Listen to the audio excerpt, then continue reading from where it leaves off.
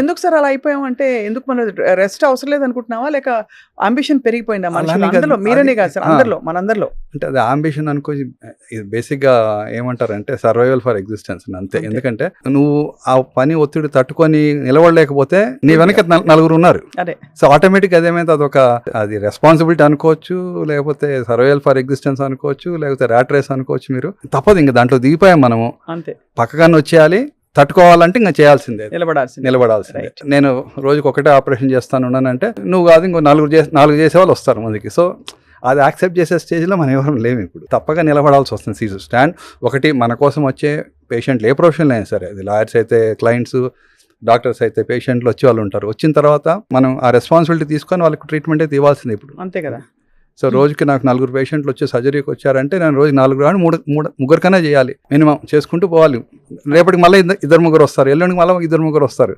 నేను ఒకటే చేస్తానంటే కుదరదు కాదు సో మన నమ్మకంతో మన దగ్గరికి వచ్చినప్పుడు బాధ్యతగా మనము చేయాల్సిందే రెండోది మన బాధ్యత అది రెండోది ఇంక తప్పదు నిలబడాలి అక్కడ ఫీల్డ్లో నిలబడాలి మన పొజిషన్లో నిలబడాలంటే ఇది స్ట్రెస్ తప్పదు సార్ లైఫ్ స్టైల్లో మీరు గమనించిన అతిపెద్ద తప్పిదాలు ఏంటి ఇప్పుడు మీరు చూస్తున్న జీవితంలో ప్రపంచంలో చుట్టూ చాలా మందిని మెయిన్గా ఏంటంటే మనకు ఫుడ్ హ్యాబిట్స్ స్లీపింగ్ హ్యాబిట్స్ ఇవి రెండు చాలా కీలకం ఆ రెండిట్లోనే మెయిన్గా తేడా వస్తుంది ఫుడ్ హ్యాబిట్స్ అంటే ఏంటి ఒకటి మన ఇష్టం వచ్చిన టైంకి తినడము ఇష్టం వచ్చిన మోతాదులో తినడము ఇష్టం వచ్చిన క్వాంటిటీస్ మనకు ఎక్కడెక్కడో తినడము ఇంట్లో తినే ఫుడ్కి బయట తినే ఫుడ్కి చాలా తేడా ఉంటుంది ఇంట్లోనే తినే ఫుడ్ టేస్టీగా ఉండదు కానీ హెల్తీగా ఉంటుంది బయట తినే ఫుడ్ టేస్టీగా ఉంటుంది కానీ హెల్తీగా ఉండదు కానీ ఏమవుతుంది సోషల్ రెస్పాన్సిబిలిటీస్ అనుకోవచ్చు లేకపోతే ప్రొఫెషనల్ ఇప్పుడు మీటింగ్స్ జరగాలి ఇంట్లో పెట్టుకోలేం కదా బయటికి పోయి తినాలి సో అక్కడ ఏమవుతుందంటే మనం చేయాల్సింది అక్కడ కొంచెం ఆ రెస్ట్రిక్షన్ పెట్టుకోవాలి ఇంతే తింటాను తిన్న తర్వాత కూడా కొంచెం వెజిటేబుల్స్ తినాల్సిందే కర్డ్ తినాల్సిందే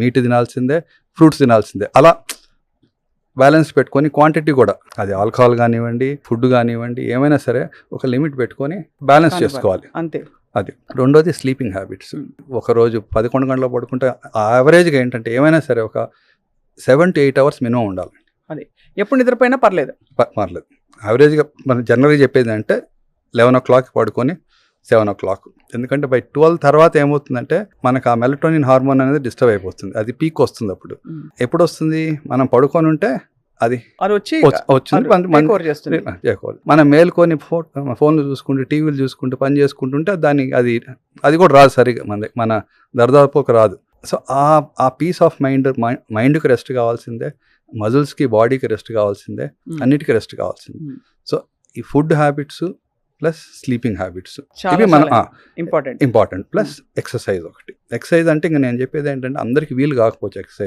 ఎక్సర్సైజ్ అంటే మనం మ్యారథాన్లు పరిగెత్తాల్సిన అవసరం లేదు ఒక ½ an hour అండి అది యోగా కావచ్చు వాకింగ్ కావచ్చు బ్రిస్క్ రన్నింగ్ కావచ్చు అంటే కొన్ని 30 years వరకు పరిగెత్తవచ్చు 50-60 years పరిగెత్తలేం కదా అవునంతే వాకింగ్ ట్రెడ్మిల్ ఏదో క్రాస్ ట్రైనర్ సైక్లింగ్ ఏదో ఒకటి చేసుకొని కొంచెం ఏజ్కి తగ్గట్టు మనం ఫిట్నెస్ని కూడా ఇప్పుడు 60 సంవత్సరాలకి నేను 15 kilometers పరిగెత్తాలంటే వీలు కాదు ఏజ్కి సరిపోయే విధంగా మనం ఫిట్నెస్ని చేసుకోవాలి ఎందుకంటే ఎంత యాక్టివ్గా మజిల్స్ ఉంటాయి అంత స్ట్రాంగ్గా బోన్స్ ఉంటాయి ఎంత యాక్టివ్గా బోన్స్ మజిల్స్ ఉంటాయి అంత యాక్టివ్గా బ్రెయిన్ ఉంటుంది సో హార్ట్ అయినా సరే ఉంటుంది సో అలా ఈ 3 చాలా కీలకం మనకు diet modulation exercise sleep sir ఈ 3 డిస్టర్బ్ అయ్యి దానివల్లే క్యాన్సర్ వచ్చింది క్యాన్సర్ లాంటి ఒక కండిషన్ వచ్చింది వాళ్ళకి అని అనడానికి మనకి ఏమైనా స్టడీస్ ఉన్నాయా అంటే లైఫ్ స్టైల్ వల్ల బికాస్ మీరు అన్నారు స్మోకింగ్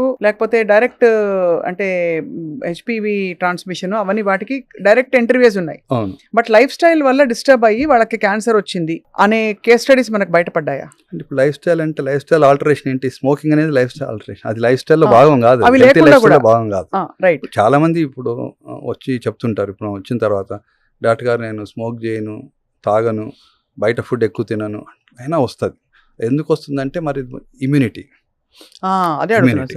ఇప్పుడు మన బాడీ ఇప్పుడు ఏమవుతుంది కొంతమంది స్మోక్ చేస్తూనే ఉంటారు క్యాన్సర్లు రావు అది వాళ్ళ ఏమంటారు వాళ్ళ జెనెటిక్ మేకప్లో పేరెంట్స్ నుంచి వాళ్ళకు భగవంతుడు ఇచ్చినట్టు బ్లెస్సింగ్ అది అంతే కదా అది సో కొంతమందికి ఆ ఇమ్యూనిటీ ఉంటుంది కొంతమందికి ఆ ఇమ్యూనిటీ ఉండదు సో ఆ ఇమ్యూనిటీ కూడా చాలా ఇంపార్టెంట్ బాడీలో ఎందుకంటే ఎప్పుడైతే బాడీలో ఇమ్యూన్ సిస్టమ్ స్ట్రాంగ్ ఉంటుందో అప్పుడు ఏ చిన్న మార్పులు అంటే అబ్నార్మల్ సెల్స్ వచ్చినా కూడా బాడీలో ఉన్నటువంటి ఆ ఇమ్యూన్ ఆ డిఫెన్స్ సిస్టమ్ ఏదైతే ఉంటుందో వెంటనే దాన్ని రికగ్నైజ్ చేస్తుంది. అంటే ఇమ్యూన్ సిస్టమ్కి ఏంటి నార్మల్ సెల్స్ ఏంటని తెలుసు. నార్మల్ సెల్స్ ఉన్నప్పుడు గమనం ఉంటుంది ఇమ్యూన్ సిస్టమ్. అబ్నార్మల్ సెల్స్, అది బ్యాక్టీరియా కావచ్చు, క్యాన్సర్ సెల్ కావచ్చు, ఏమైనా కావచ్చు, ఒకసారి అది ఉందంటే దానికి సిగ్నల్ వచ్చేస్తుంది, వెంటనే యాక్టివేట్ అయ్యి దాన్ని చంపేస్తుంది. ఇమ్యూనిటీ కూడా చాలా ఇంపార్టెంట్. మన ఇమ్యూనిటీ ఎలా పెంచుకోవాలంటే టు నెక్స్ట్ టైం ఇప్పుడు నేను చెప్పినవి 3 కారణాలు: ఎక్సర్సైజు, డైట్, హెల్త్. ఇంకా అది కాకుండా మనం ఎక్సర్సైజ్లో భాగంగా మనకు ఏమైనా సరే యోగా కావచ్చు, ప్రాణాయామం కావచ్చు, ఏమైనా సరే, బికాస్ ఆక్సిజనేషన్ అనేది బాడీకి కూడా చాలా ఇంపార్టెంట్. ఆక్సిజనేషన్ అది చాలా ఇంపార్టెంట్. ఎందుకంటే సార్ క్యాన్సర్ లో కూడా ఈ ఆల్టర్నేటివ్ థెరపీస్ అని చెప్పి హైపర్బారిక్ ఆక్సిజన్ అది ఇస్తున్నారు. అవి నిజంగా పనిచేస్తాయి సార్? ఏం చేస్తున్నారు బాడీలో? అది ఒకప్పుడు ఇచ్చేవాళ్ళం హైపర్బారిక్ ఆక్సిజన్, ఎస్పెషల్లీ రేడియేషన్ కి రియాక్షన్ వచ్చిన వాళ్ళకు హైపర్బారిక్ ఆక్సిజన్ ఇస్తే, అంటే రేడియేటెడ్ టిష్యూస్ లో ఆక్సిజన్ తక్కువ ఉంటుంది, వచ్చి దానివల్ల కొంచెం కాంప్లికేషన్స్ వచ్చేవి. అంటే బోన్ నెక్రోసిస్ కావడము, స్కిన్లో అల్సర్స్ రావడం వచ్చేవి. సో అప్పుడు మా హైపర్బారిక్ ఆక్సిజన్ చేంబర్లోకి తీసుకెళ్ళి పెట్టేవాళ్ళం. ఇప్పుడు అది కొంచెం అబ్సలీట్ అయిపోయింది ఇప్పుడు దాన్ని వాడడం. ఎందుకంటే ఈ రేడియేషన్ పద్ధతిలో చాలా అడ్వాన్సెస్ వచ్చేసాయి. సో అంత డ్యామేజ్ అయ్యేటటువంటి రేడియేషన్ ట్రీట్మెంట్ ఇప్పుడు లేవు, ఒకప్పుడు ఉండేవి. అందుకని సో ఇప్పుడు అది కనుమరుగైపోయింది, వాడడం లేదు. అది ఒక పెద్ద ప్రాసెస్. అది ఆ ఛాంబర్లోకి తీసుకెళ్ళాలి, దాన్ని ప్రిపేర్ చేయాలి, దాన్ని అంజలి, ఇవన్నీ ఉంటాయి అనమాట. ఆ క్లాస్ట్రోఫోబియాని తట్టుకోవాలి పేషెంట్లు. ఆక్సిజన్ ఏంటి ప్రతి సెల్లో ఇంజన్, సెల్లో హార్ట్ ఏంటి ఇంజన్, మైటోకాండ్రియా పని చేయాలంటే ఏం కావాలి? ఆక్సిజన్ బాగుండాలి. అవును. సో మనకు ఆక్సిజనేషన్ బాగుండాలంటే ఏం కావాలి? మన బ్రీత్ తీసుకునేది, మన ఎన్విరాన్మెంట్ ఫస్ట్ బాగుండాలి. అవును. రెండోది మనం శ్వాస తీసుకునేటటువంటి ప్రక్రియ కూడా బాగుండాలి, స్ట్రాంగ్ ఉండాలి. కరెక్ట్, అంతే కదా సార్. ప్లస్ లంగ్స్ హెల్తీగా ఉండాలి. ఇప్పుడు ఉన్నటువంటి పొల్యూషన్లో లంగ్స్ హెల్తీగా ఉండే అవకాశాలు తక్కువ. ఇప్పుడు మనం ఎయిర్ క్వాలిటీ ఇండెక్స్ అంటున్నాము, ఢిల్లీలో చూసుకుంటే అది చాలా డేంజరస్ లెవెల్లో ఉన్నారు. అంటే 371, 381. అంటే అది జనరల్గా లివబుల్ కండిషన్స్కి అనుగుణం కాదు అది. అవును, కానీ అక్కడ బోల్డ్ మంది పాపులేషన్ అలాగే పడి బతుకుతున్నారు. తప్పదు. ఇంకా they are more prone at risk కదా సార్. డెఫినెట్లీ. ఇప్పుడు ఈ రోజు కాకుంటే 10, 20 సంవత్సరాలు, 30 సంవత్సరాలకి ఇవన్నీ ఈ ఎఫెక్ట్స్ అన్ని బయటపడతాయి. సో వాళ్ళ ఇమ్యూనిటీని వాళ్ళు మరింత పెంచుకోవాలి. సో ఇప్పుడు ఎయిర్ క్వాలిటీ ఇండెక్స్ బాగలేనప్పుడు ఎక్కడి నుంచి ఆక్సిజన్ వస్తుంది? ఓ పక్క చెట్లు లేవు, ఓ పక్క మనం ఊరి బయట వెళ్ళి అంటే పల్లెటూరు వాతావరణం లాంటికి వెళ్ళాలంటే కష్టం. ఇప్పుడు సెంట్రల్ ఢిల్లీలో పనిచేసే వాళ్ళు ఇక్కడ నుంచి ఆఫీస్కి వెళ్ళాలంటేనే అర్ధగంట పెట్టమని గంట పడుతుంది. నోయిడా దాటి వాళ్ళు వెళ్ళి వీకెండ్ వెళ్ళాలంటే కష్టం. కాబట్టి ఇంకోటి అంటే చెట్లు, మనకి నిజంగా చెప్పాలంటే మనకు దాని యొక్క ఇంపార్టెన్స్ తెలియదు, కానీ ట్రీస్ అనేవి మనకు చాలా బ్లెస్సింగ్. మనం అటువంటి ఎంత పొల్యూషన్ ఉన్నాయి, ట్రీస్ ఏం చేస్తాయి? ఆ పొల్యూషన్ అంతా ట్రీస్ తీసుకొని రాత్రి ఆక్సిజన్ వదులుతాయి మనకు.